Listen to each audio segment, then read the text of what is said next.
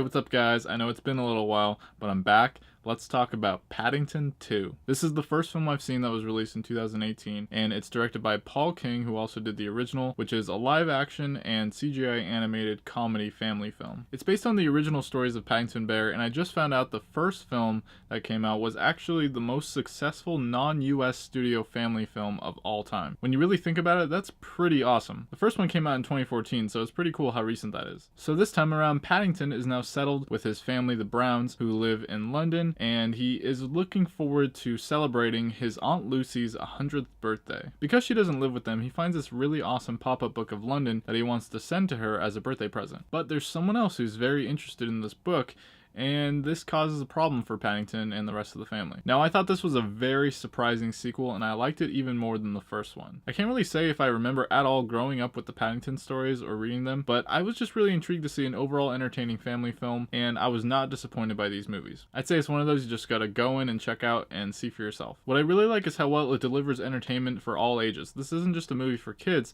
there's a lot of good humor that also works for adults, and the story is also really interesting and fun and well paced. Of course, the standout star himself is Paddington, voiced by Ben Whishaw, who just gives off this great, infectious attitude and charm. You can't help but really enjoy every moment he's on screen. He has such a simple way of life and sort of naiveness to him, but it's really nice to see his sort of positive outlook that he gives off pretty much all the time. This film also focuses on the family, and I really like how they give each of the characters in this film, just like the first one, moments to shine. For example, his adopted father, Henry Brown, played by Hugh Bonneville, is also really good in this film. I actually liked him even more because he's kind of gotten past that whole skeptical and not really a fan of Paddington like he was in the first one. He's really grown to love him, and we get to see sort of a more interesting side to him here. Of course, his wife Mary Brown, played by Sally Hawkins, who I must say is excellent, and I really want to see more of her films now, especially The Shape of Water, which just came out recently. She provides such a caring and loving mother in this movie, and every time she's on screen, she pretty much steals everything she does. We get to find out what they're interested in and what they like, just like their kids, and it's really cool how they even kind of grow throughout those storylines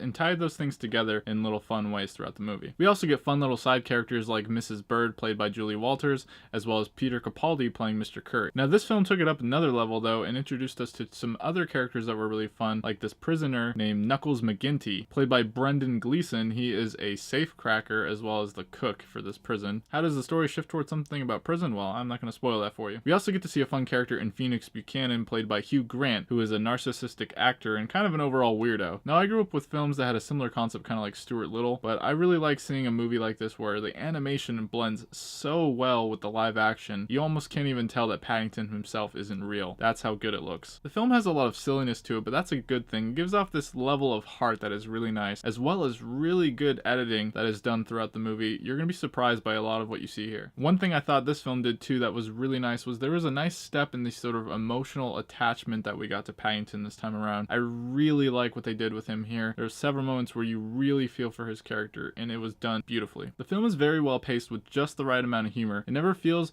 like it's being forced or that it's dragging on for too long. They do a real good job of quick, snappy moments where if you aren't quite paying enough attention, you might just miss it. While there are parts that are somewhat predictable, this is certainly not a bad thing, as this isn't meant to be a movie where you're just like constantly like, oh no, what's gonna happen next? It's lighthearted, and it has that nice feel-good story whenever you need to see something like this. It also has some really smart storytelling, and it ties everything together really well. There are little moments where you're wondering like, okay, how is this relevant? And then they kind of throw it back at you later on going, okay, that was smart of them. One thing I will say that I absolutely have to mention is that this movie had one of my favorite endings to a film in recent memory. Just the way it was done, something about it just really struck me. I was like, okay, I really hope they just end it right here. And they did. And I was like, wow, that was awesome. I'd say this film is kind of under the radar. I don't really know anyone that's seen it. I definitely think you should check it out.